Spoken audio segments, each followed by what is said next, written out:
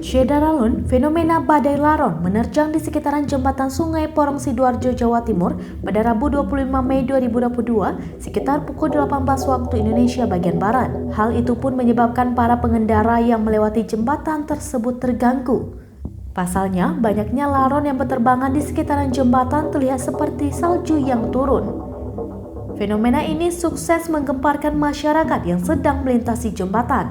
Terlihat arus lalu lintas di sekitaran yang padat dan dipenuhi ribuan laron yang terbang sepanjang jalan. Fenomena tersebut terekam dalam kamera warga yang melintas. Video yang memperlihatkan badai laron tersebut kemudian diunggah oleh beberapa akun Instagram, salah satunya di akun @infodarjo. Laron sendiri merupakan hewan yang bersayap dan dipercaya sebagai tanda musim hujan akan segera tiba. Pelan.